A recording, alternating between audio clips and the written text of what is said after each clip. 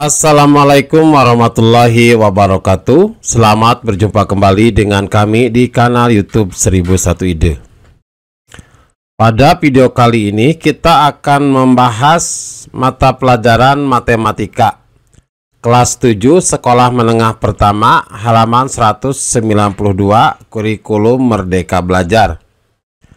Halaman ini termasuk ke dalam bab 5 yaitu bangun datar. Kita bahas pada soal ringkasan pada bagian penggunaan praktisnya.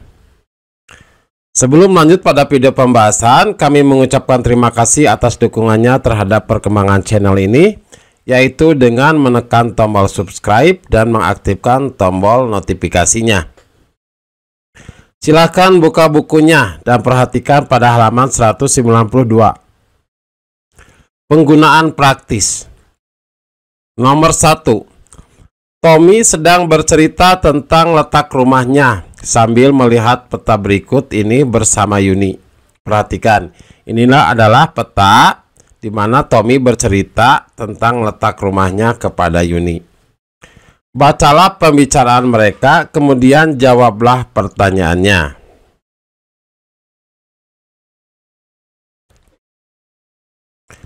Yang pertama, Tommy mengatakan, rumahku berjarak sama ke setiap stasiun A, B, dan C. Jadi rumah Tommy nanti posisinya jaraknya akan sama baik ke stasiun A, perhatikan yang berwarna biru ini, ataupun ke stasiun B yang berwarna kuning ini, ataupun juga ke stasiun C yang berwarna merah ini. Kemudian Yuni menjelaskan, rumah Tommy berjarak sama dari 2 stasiun. Nah, ini panduannya. Yang pertama, rumah Tommy berjarak sama dari 2 stasiun. Jadi nanti jarak rumah Tommy itu akan sama dari jarak 2 stasiun. Jadi rumahnya berada pada garis sumbu dari segmen garis yang menghubungkan 2 stasiun tersebut. Perhatikan.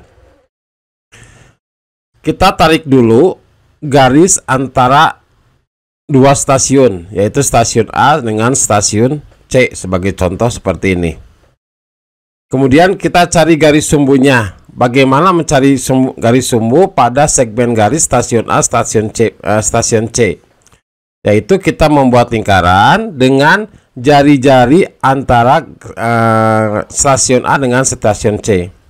Dengan titik pusatnya di antara stasiun A dan stasiun C. Sebagai contoh yang pertama, kita buat titik pusatnya di titik stasiun C. Terus jarak jari-jarinya adalah antara A dan C. Maka kita mendapatkan lingkarannya adalah seperti ini. Dengan cara yang sama, dengan jari-jari yang sama, titik pusatnya kita pindahkan. Bukan lagi di stasiun C, tapi di stasiun A, titik pusatnya. Kemudian dengan jangka kita buat garis lagi, lingkaran lagi dengan jari-jari yang sama seperti jari-jari yang tadi. Maka kita dapat menemukan 2 titik pertemuan. Perhatikan yang berwarna biru ini. Kemudian kita tarik garis. Nah, ini adalah garis sumbu dari stasiun A dan stasiun C. Kemudian kita tarik garis lagi karena di sini keterangannya bahwa rumah Tommy itu berjarak sama dari 2 stasiun. Nah, satu lagi kita tarik garis dari stasiun B ke stasiun C. Maka kita mendapatkan garis yang berwarna merah ini. Kemudian kita buat lingkaran lagi dengan jari-jari jaraknya jari-jarinya adalah antara stasiun B dengan stasiun C dengan titik pusatnya berada di stasiun B. Maka kita akan mendapatkan garis lingkarannya adalah seperti ini. Dengan cara yang sama, dengan jari-jari yang sama seperti jari-jari yang tadi, maka kita pindahkan titik pusatnya ke stasiun C. Kemudian kita buat lagi dengan jangka, nah maka kita mendapatkan garis lingkaran seperti ini. Titik pertemuan ini, 2 garis yang berwarna biru ini, kemudian kita tarik. Nah, ini adalah garis sumbu dari stasiun B dan stasiun C. Pertanyaan selanjutnya apa? Keterangan selanjutnya. Jadi rumahnya berada pada garis sumbu dari segmen garis yang menghubungkan 2 stasiun tersebut.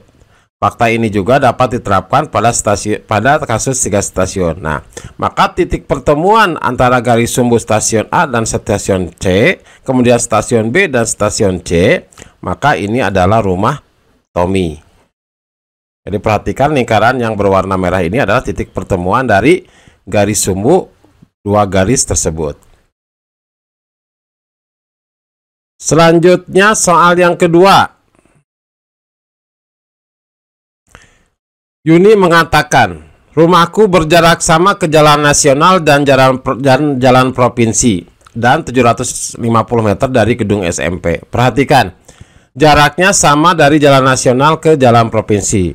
Nah, perhatikan, ini adalah jalan provinsi, ini adalah jalan nasional. Maka jaraknya sama, maka titik pusatnya adalah berada di pertemuan antara jalan provinsi dan jalan nasional. Ini adalah titik pusatnya lingkaran yang berwarna merah ini, titik yang berwarna merah.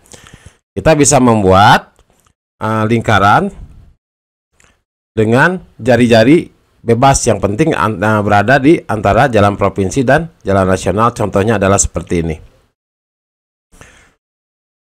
Kemudian Tommy mengatakan, jika kita menggunakan garis bagi, maka kita dapat menemukan letak rumah Yuni. Nah, berarti kita harus menggunakan garis bagi. Caranya adalah, perhatikan jari-jari dari titik ke titik lingkarannya, ke garis lingkaran. Perhatikan, ini adalah nanti jari-jarinya. Kemudian kita buat lagi lingkaran dengan titik di jalan nasional ataupun di jalan provinsi. Yang pertama kita buat lingkaran dengan titik berada di jalan nasional, titik pusatnya. Kemudian jari-jarinya sama dengan jari-jari yang ini, maka kita mendapatkan garis lingkarannya adalah seperti ini. Dengan jari-jari yang sama, pusatnya kita pindahkan bukan lagi di jalan nasional tapi di jalan provinsi. Perhatikan, pusatnya di sini. Kemudian kita nanti buat garis lingkarannya. Maka garis lingkarannya ada seperti ini. Titik pertemuan dengan titik pertemuan antara garis yang berwarna biru ini, kemudian kita hubungkan dengan titik pusat lingkaran yang berwarna merah. Kemudian kita tarik garis. Nah, ini adalah garis bagi dari lingkaran tersebut. Selanjutnya keterangannya adalah 700 meter dari gedung SMP. Nah, maka kita harus membuat garis dengan panjang 700 meter. 700 meter panjangnya gimana gitu? Panjangnya adalah, perhatikan, pada garis yang di atas dari 0, 500 sama 1000. Maka 750 merupakan dari titik 0 ke titik antara 500 sampai 1000. Ini adalah titik 750. Jadi nanti panjang garisnya adalah dari 0 sampai 750. Kemudian kita tarik garis ini dengan panjang 750 dari gedung SMP. Maka kita mendapatkan garis yang pertama adalah titik Q. Nah, rumah Yuni berada di titik Q, ataupun juga rumah Yuni bisa berada di titik R karena jaraknya sama 750. Maka pernyataan yang kedua, 2 kemungkinan letak rumah Yuni dapat ditemukan. Jadi letak rumah Yuni ada kemungkinan di titik Q, ada juga kemungkinan di titik R. Kondisi apa yang perlu ditambahkan agar dapat ditemukan letak rumah Yuni sebenarnya? Berikan contoh kondisi tersebut. Jadi ini kan baru alternatif bahwa rumah Yuni berada di titik Q ataupun di titik R. Bagaimana kita menemukan rumah Yuni yang sebenarnya? Nah, rumah Yuni dapat ditentukan jika ditambahkan kondisi seperti di bawah ini. Perhatikan. Letak rumah Yuni lebih dekat ke SD dibandingkan ke SMP, maka titiknya adalah titik Q. Perhatikan, apabila kita perhatikan titik Q, letaknya di mana lebih dekat ke SD dibandingkan ke SMP. Jika ada penambahan kondisi seperti ini, maka letak rumah Yuni berada di titik Q. Ataupun juga pernyataan yang kedua, ditambahkan lagi kondisi yang kedua, lebih dekat ke stasiun B dibandingkan ke stasiun A, maka titiknya adalah titik Q. Nah, jika rumah Yuni ditambah kondisi keadaan lebih dekat ke stasiun B, perhatikan stasiun B adalah yang berwarna kuning dibandingkan dengan stasiun A yang berwarna yang berwarna biru, maka rumah Yuni adalah di titik Q. Namun apabila pernyataannya, misalnya pernyataannya di mana rumah Yuni lebih dekat ke stasiun A dibandingkan ke stasiun B, maka dia bisa di titik R. Demikianlah video pembahasan untuk matematika kelas 7 halaman 192. Semoga video ini bermanfaat. Assalamualaikum warahmatullahi wabarakatuh.